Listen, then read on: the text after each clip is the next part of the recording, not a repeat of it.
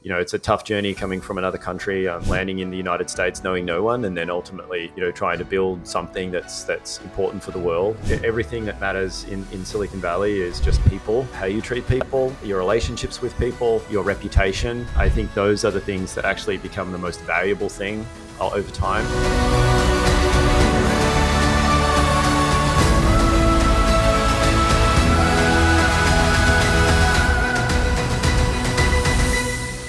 Alrighty, hello everyone, and welcome to the Deal Maker Show. So today we have a very exciting founder, and we're going to be having the battle of accents here. From Australia, from Spain, a little bit of everything, but definitely quite the inspiring story. We're going to be talking about hyper growth companies, about working to larger companies, also about building hyper networks, and how to think about that, how to build relationships. And then obviously the all the good stuff that I would like to hear, like the building, the scaling, the financing.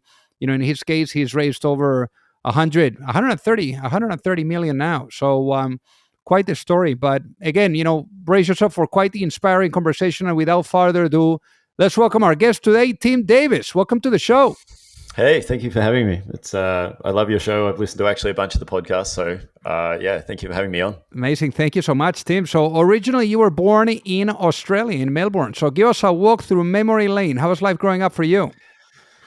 Yeah, it was interesting. I grew up in the 80s and the 90s in Melbourne, Australia. And I think, my mum and dad, my mum was an artist. My dad was a banker. And I got one older brother who was very...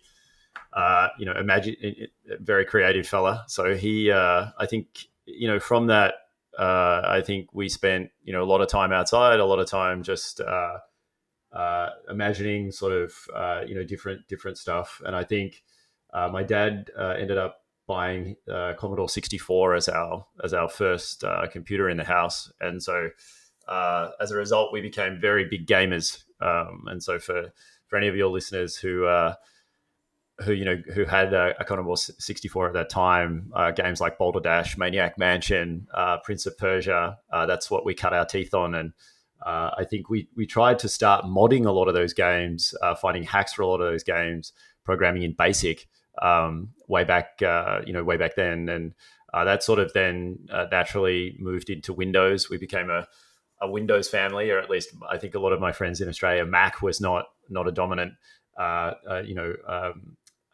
sort of operating system in Australia at the time. And so then we moved very quickly into Railway Tycoon, Doom, and started, playing those. And from there, I think that, ultimately was the start of my love of technology and computer systems. Very much enjoyed puzzles and math throughout school. And so went off to university. In Melbourne, actually, there's really only two or three major universities. It's very different to the United States, and so went off to one of those and studied chemical engineering and actually microbiology, and ended up then down a winding path of spending a long time in school. I ended up studying a lot of different things. I went into from there into commerce, mathematics, and ultimately did an MBA and a JD. I mean, what's triggering all those studies? I mean, it's just like so random, that you do engineering and then all of a sudden like doing a JD, like wanting to become a lawyer. I mean, it's just like crazy combo there. Yeah, I think part of it was not really understanding what I wanted to do. I feel like I sort of kept flipping a series of interests. I think, I had a really strange entrance into engineering because at high school I was actually doing some university subjects, and so when I went off to university in Australia, I actually ended up finishing certain parts of the course earlier, and so it meant that I fundamentally became a bit more bored with other parts of chemical engineering. Is very heavily fluid mechanics and these parts of engineering. And so, that wasn't really something that I was loving. And so I thought to myself, well, maybe what I should do is, go off and look at, becoming a quantitative trader or diving in there. And so went off and went down this road of sort of actuarial science and studying a lot more finance. And then, I think as I progressed through that, realized, look, do I really want to go into investment banking? Is this something that, I could see myself doing long term?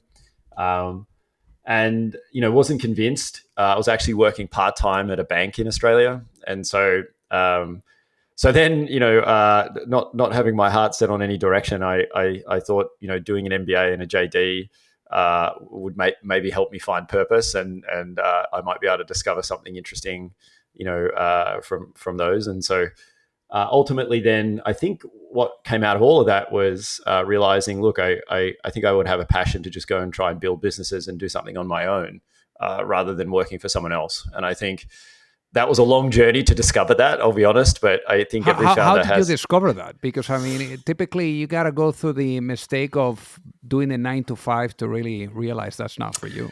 Yeah, I did. And I think throughout that journey of education, I did a lot of internships. Okay. I went and did, internships at, doing a range of different finance and analyst-based work. And then also went off and did internships at law firms and just discovered, hey, look, is this really the culture that I want? I think I really riled at the idea that, and certainly at the time in Australia, there's very hierarchical growth trajectories on those types of companies. There isn't a way where if you're a real rock star or you really exceed expectations, it's like, well, sorry, there's 3 other people above you in this hierarchy, and you have to do your time in order to get further up the rank. And so for me, that just felt strange. It didn't feel like you would be able to really reward and recognize talent. And at that time, I didn't know if I necessarily would be that talented, but I think the view was more, well, why is that the process? And wouldn't it be better to to try and build something on my own and see if it works out? And so, yeah, that's what I think in many ways, was interesting to me. I think the other thing was I always felt like, life's short. You should at least give it a shot. And while you're young, it's really easy to I think most folk don't appreciate you have just so much time when you're younger to go and explore and do a lot of different stuff. And certainly as I've gotten older and now have a family, time just becomes the most scarce resource possibly available. And I don't think you have an appreciation for that, when you're younger. And so I think I really tried to recognize, hey, look, here I am. I've done all this study. Why don't I go and try to build some interesting businesses? And at worst, if I fail, I can always go back on and lean on this education, which, in many ways, I'm also very thankful for Australia for, because they have a wonderful education system there that the government supports very heavily. You can go and do all these different things. And, certainly in other countries around the world, that would just saddle you with a lifetime of debt that you would never be able to then free yourself from. And so for me, that was an incredible part of growing up in Australia. And so I sort of had this, strong educational background. And then I was like, well, why don't I go and see if I can make a shot of it? And so, yeah, that's what really started me on the entrepreneurial journey. I think the other thing, just quickly, was during the JD, I did sort of fall in love with technology. I studied sort of patent law and trademark law, and I just found it fascinating, looking at some of the patent specs on, whether or not you believe in patent law. The point was, you do see that people pour a lot of time into innovation, and so I was like, well, hey, maybe technology. I had done some computer science. Maybe this sort of the thing that I should go and spend some time on. And so I think the first real business that I started to look at was in the early 2010s, was sort of this idea of recognizing brands within images. And that really came from, trying to understand trademark law and seeing all these brands out there, just being able to understand, hey, look, if we could start to design a way for brands to be able to find themselves inside images, would there be a way then to monetize those images very directly? And so that's actually, started that in 2011. And, I think that sort of dovetails a little bit into fundraising and my experience fundraising in Australia, which was pretty tough compared to America. I think, the capital markets and just the appetite for risk in Australia was very different. I mean, I think it's changing. It's changed now, but back at that time, so many angels were very much of the perspective, look, I'll give you, 100,000 or a couple $100,000, but I want 20 or 30+% of the company.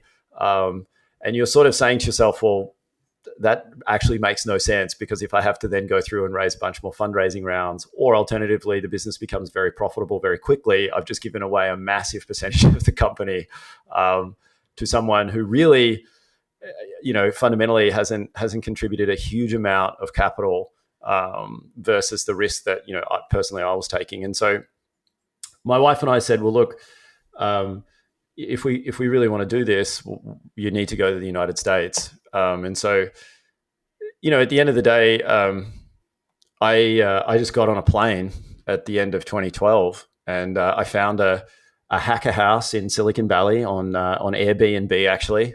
And it was a funny story, because the person who owned the hacker house, and they were renting it themselves, whereas a YC founder whose startup had not worked out, but they'd got this year lease on this hacker house, and so they spun it into sort of a college dorm, essentially, and we're trying to just get each of the month's rent by inviting anyone to come and stay. And so at the time, I really didn't understand much about Silicon Valley, and it was advertised as like around the corner from Google, across the road from Meta, but it actually ended up being way out in the hills. And so I rocked up, to this place, like, where am I?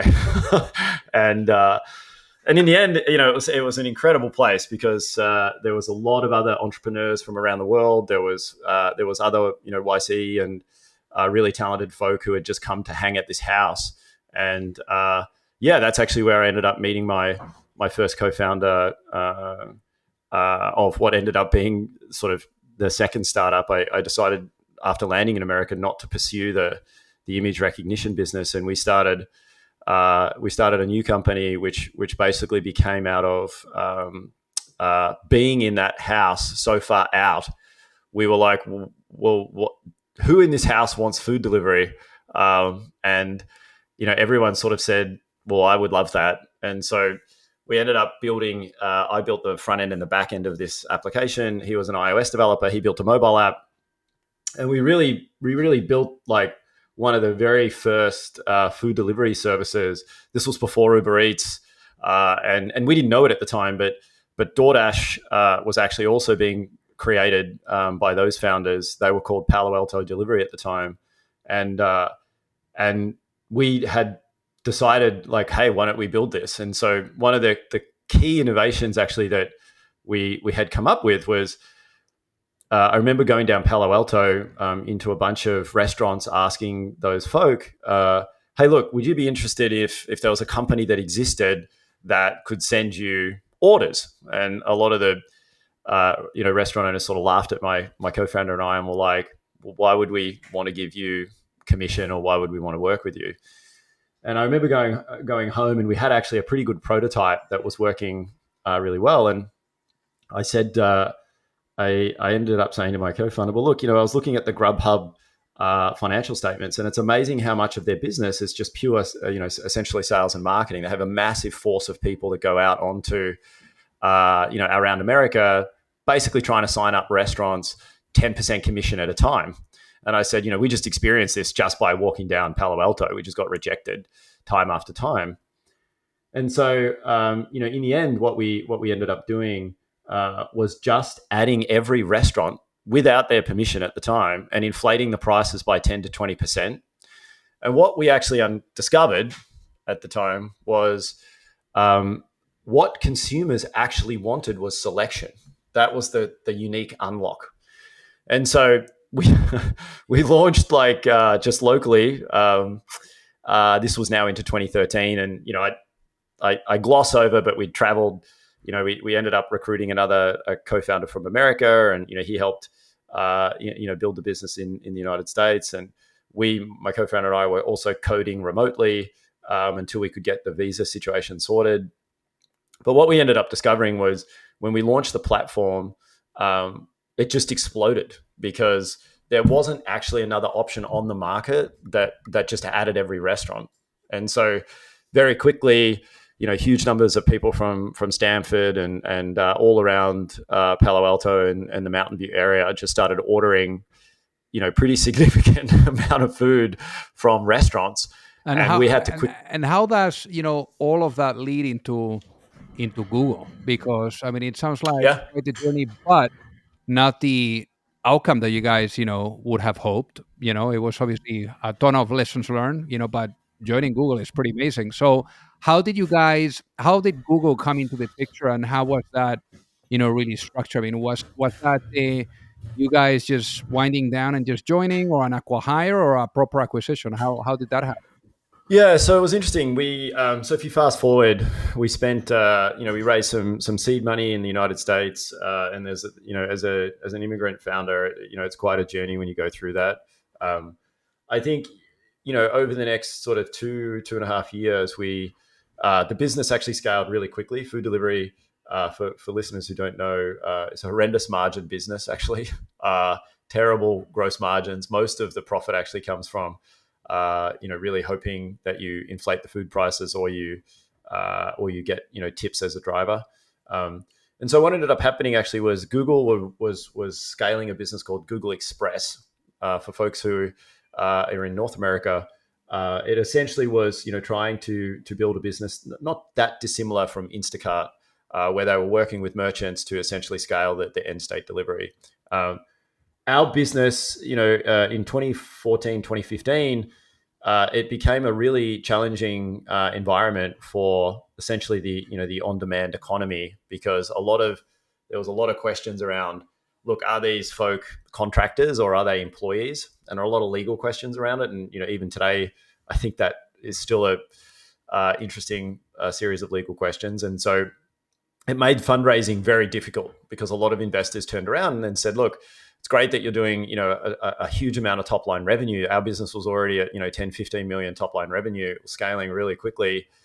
The margin was horrendous, but look, what we want to understand is, if everyone became an employee, what happens to this company?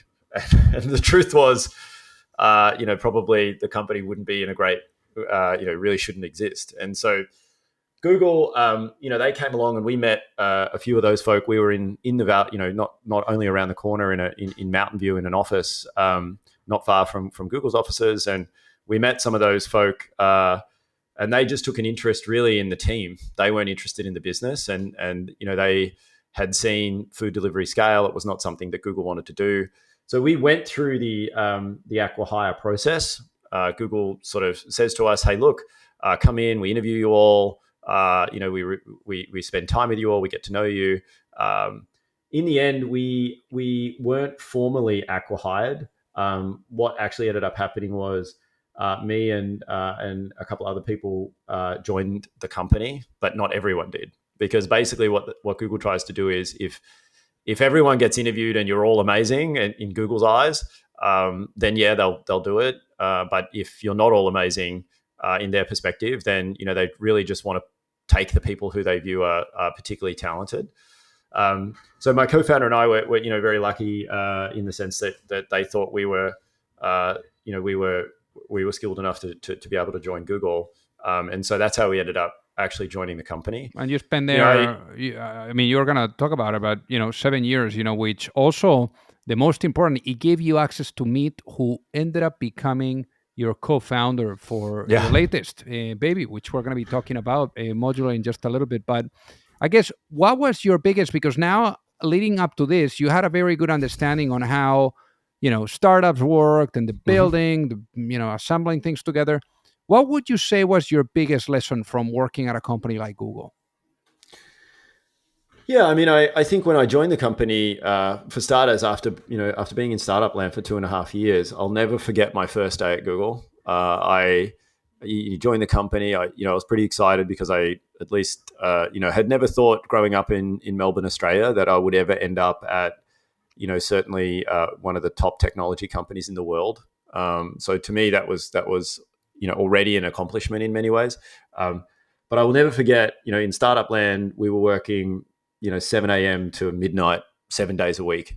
And I, I remember my first day at Google at like 4:30 p.m. People are like, "Oh, it's time to go home now," and I'm sort of looking around, going, "I'm sorry, like, where's everyone going?" And it was just such it was such an incredible sort of company. It had an interesting culture, some really good parts and some not so great parts, but that was just so striking. It was such a difference to startup land where you're really crunching very, very hard, and to sort of have this significant culture clash of no, it's fine to go home now at 5 o'clock. It was really interesting. Having said that, the company was and remains an incredible company. I mean, the people there are amazing. I think there's just a diversity and talent density at the company remains incredible. Certainly, the biggest lessons I took away from Google was, particularly, at least I found in the ads organization, there was a real focus on just product execution and understanding how to go through, design reviews, product reviews, engineering reviews, how to actually drive, I guess, strong product and organizational practices from one of the world's leading companies. You don't have to agree with all of it, but to say that you couldn't take really certain parts of it back out into the startup ecosystem, the parts that were, really critical to designing and building, amazing products. For me, that was without question one of the biggest things I learned and took away from Google. I think the other thing I took away from the company was, just the network that you get there is amazing. The number of people that you meet who you would otherwise probably never really be exposed to anywhere else in the world, just because they wanted to work at the company. I left the ads organization after about 14, 15 months, and I joined Google Brain, which at the time was under Jeff Dean. It's become Google DeepMind now, and just the people inside Google Brain were just the world's best at AI. And this was back in 2017. I mean, at that time, the world was talking about crypto, and AI wasn't the hot thing. And I had a fascination in AI systems. We had done this in my in the logistics startup.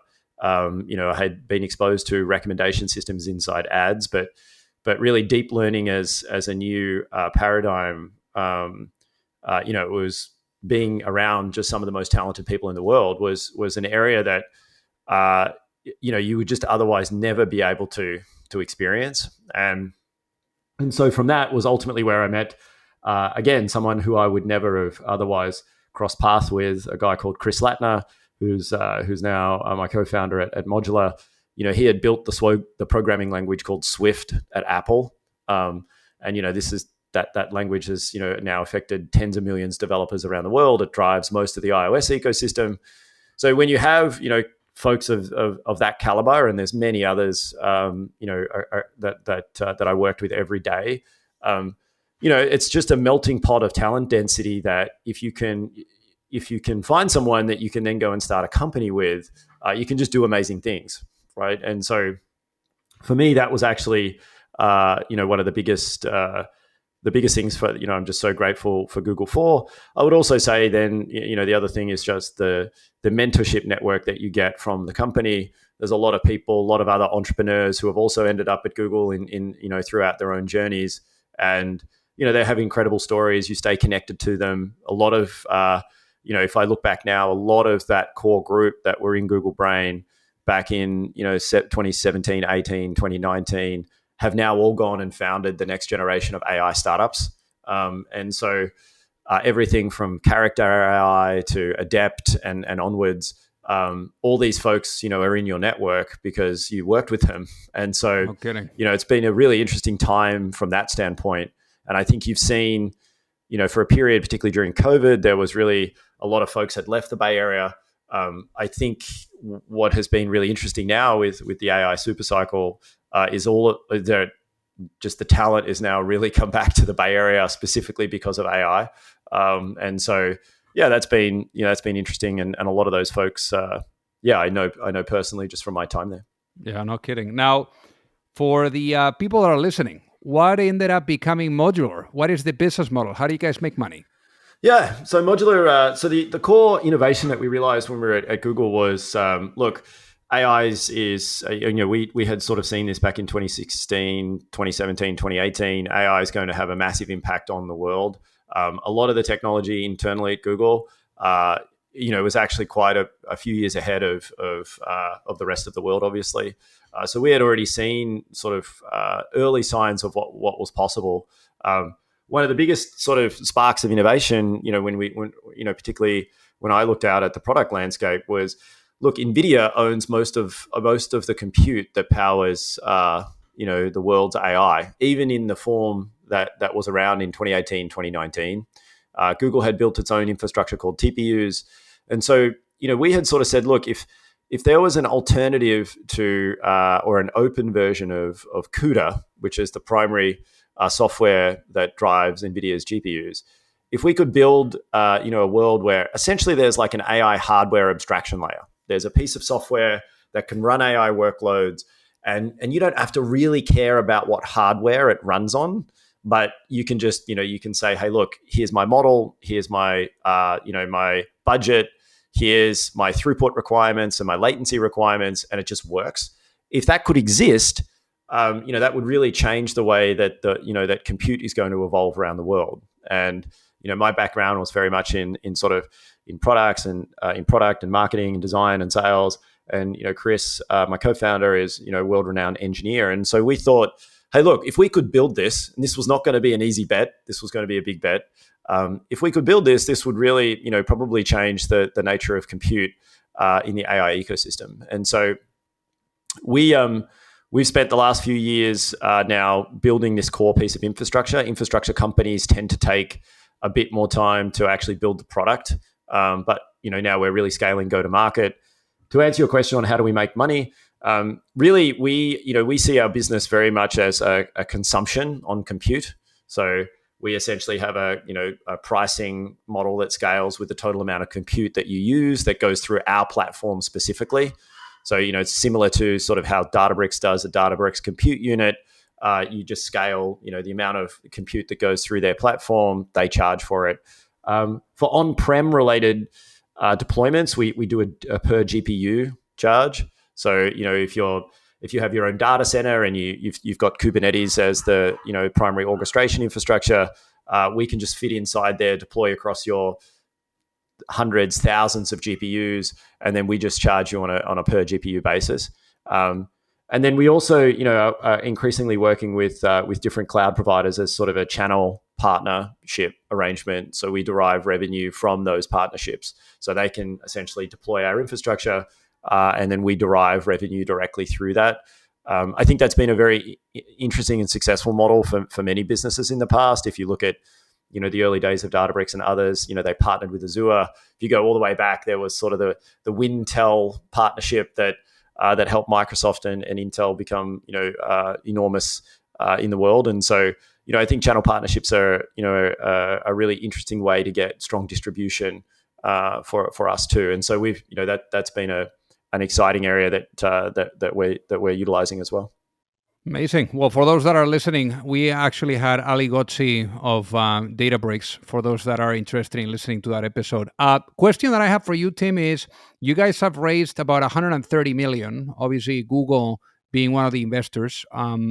What would you say was your biggest take, from this fundraising journey? Now it was the second time at it, doing that kind of efforts, but what can you share, especially with all the folks that are listening now that maybe are, behind the trenches, looking at raising money as well? Yeah, it was interesting when we bounced out. I actually had a different take on fundraising this time round. First time to Silicon Valley, really, my first company, really didn't understand much about it, to be honest, and didn't have a strong mentorship network at the time, and so did the traditional, threw a deck together. Tried to, outline, the basics of what problem are we solving, why is now the right time, what does success look like, and so on. What we did different for Modular actually was, rather than put a deck together, we actually wrote a series of documents. And so what we did was this time for our seed round, we actually wrote a 3 or 4 page sort of memo on what made this opportunity unique, what made us as the unique founders to pursue it, and why it was such a significant opportunity for the world. What was interesting about that was, I think, one, when investors read it, their reaction was very positive, actually, because they were like, "Wow, this is a very well thought out memo that you've put together. It was easy for us to read and consume. It wasn't sort of the traditional, here's a pitch deck." And that, really in many ways differentiated us a little bit. I mean, in fairness, for both Chris and I coming out of Google AI, there was already quite a bit of interest in just AI related organizations. But I think the idea of, it's very Amazonian to write down your thoughts and then, use that as a piece of literature for investors to read. But what it enabled was, when we went in to meet with different investors, we really just spent a lot of time on, they came armed with some really fantastic questions. And so it meant that the discussion instantly went to a really robust sort of set of back and forth. And I think that actually created we got to know them very well and how they thought about things. And we tended to just instantly jump to a whiteboard and start whiteboarding out stuff, which, when I look back on my first on my first shot at fundraising, that absolutely did not happen. It tended to be, a bunch of investors, listening and being respectful and then saying, "Look, thanks, Tim. This seems really interesting. We'll get back to you."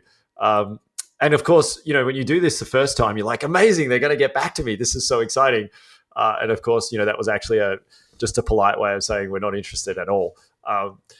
And so, even when we raised our $100 million round, we did that same thing again. And in the $100 million round case, we obviously had a lot more, market insight. We had a lot more understanding of the product. We had actually seen very significant user growth, or in our case, it's developer growth.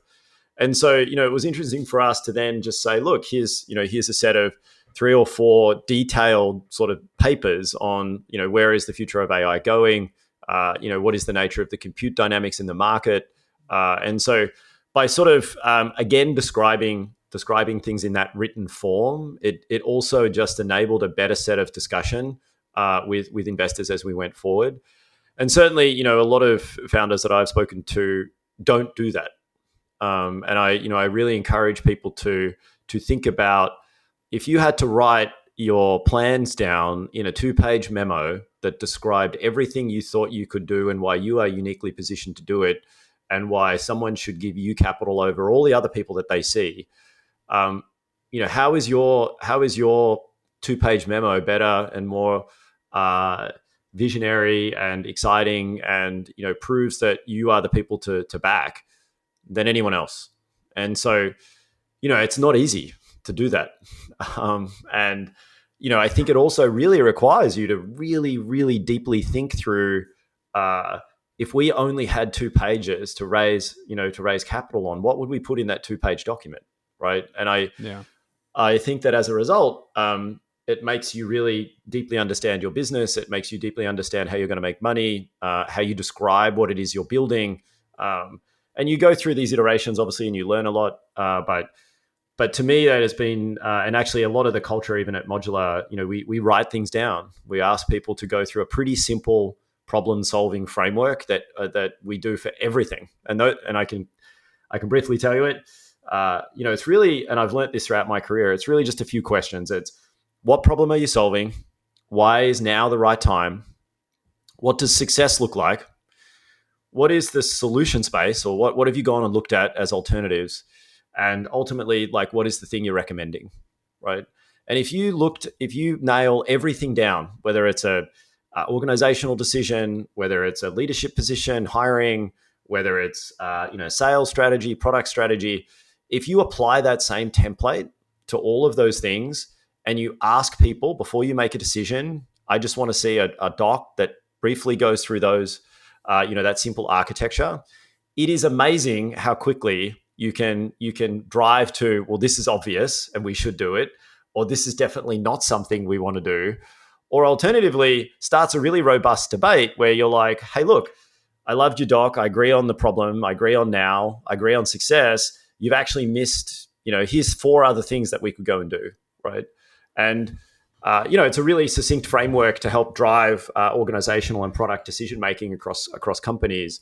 And I try to apply it, pretty consistently at our company now. My God, Tim. I mean, I could be asking you questions here nonstop, but I guess, what we'll do is I'm just going to ask you, for the people that are listening that would want to, reach out and get to know you, get to ask, any questions. What is the best way for them to do so? Yeah, I have my personal email is just tim@timdavis.com. I own the domain timdavis.com. So if you know you can just type that into Google and people can reach out to me. I try to help as many people as I can. It's a tough journey coming from another country, landing in the United States, knowing no one, and then ultimately, trying to build something that's important for the world. And at the end of the day, a lot of people bet on you. I've learned almost everything that matters in Silicon Valley is just people, how you treat people, your relationships with people, your reputation. And I think those are the things that actually become the most valuable thing over time. Absolutely. And so for me, if I can help people, if I can be helpful to anyone, don't hesitate to reach out. I try to respond to most email. I apologize if I can't get to everyone, within 24 hours, but I try my best.